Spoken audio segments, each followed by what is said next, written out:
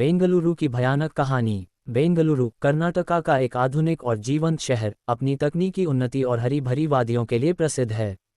लेकिन यहाँ के एक पुराने महल की कहानी के बारे में कोई भी नहीं जानता। ये महल शहर के बाहरी इलाके में स्थित था और अब खंडहर में बदल चुका था। लोग इसे काला महल के नाम से जानते थे और वहां जाने से हमेशा डरते थे। कहानी कई साल पहले की है।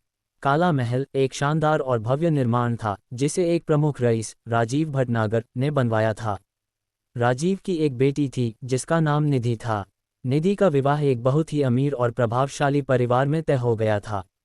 शादी की तैयारियां चल रही थीं, लेकिन महल के बारे में अजीब कहानियां सुनने को मिल रही थीं। महल के अंदर रात के समय अजीब अजीब आवाजें आने लगीं और कभी कभी लोगों को वहां एक महिला की चीखें सुनाई देती थीं।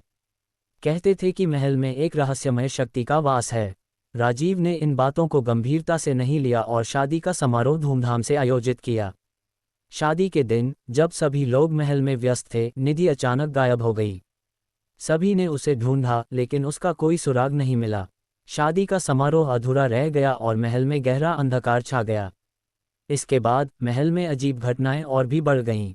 दीवारों पर खरोंचे, अजीब आवाजें और रात के समय बेतहाशा ठंडक का माहौल बना रहता था।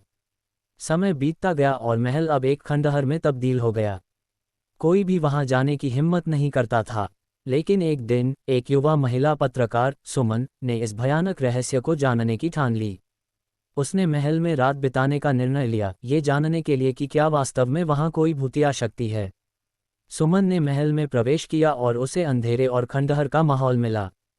महल के अंदर दीवारों पर अजीब चित्र और अंधेरे कोनों में लटके कपड़े मिले। जैसे ही रात ढली, सुमन ने सुनी कि अजीब अजीब आवाजें आ रही थीं। कभी कभी दीवारों पर खरोंचें भी देखी जाती थीं। सुमन ने एक कमरे में जाकर देखा कि वहां एक पुराना ताबीज रखा हुआ था। ताबीज के पास एक पुराना पत्र पड़ा था जिसमें लिखा था कि निधि की आत्मा महल में फंसी हुई है क्योंकि उसकी शादी के दौरान एक दुर्भाग्यपूर्ण घटना ने उसे शापित कर दिया था। पत्र में एक मंत्र भी था जो निधि की आत्मा को शांति प्रदान कर सकता था। सुमन ने पत्र के अनुसार मंत्र का जाप किया। अचानक महल में एक तेज चमक हुई और अंधेरा छंटने लगा। सुमन ने महसूस किया कि महल की दीवारों से अजीब छायाएं गायब हो गईं और वहां की ठंडक धीरे धीरे समाप्त हो गई। महल में अब सब कुछ शांत हो गया था और सुमन ने महसूस किया कि निधि की आत्मा को शांति मिल गई है। उसने इस बारे में स्थानीय लोगों को बताया और महल की मरम्मत करवाई।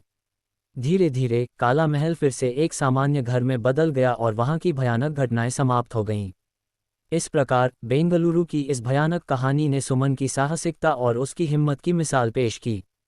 महल की रहस्यमय घटनाएं समाप्त हो गईं और अब ये महल एक शांति और सामान्य जीवन का प्रतीक बन गया।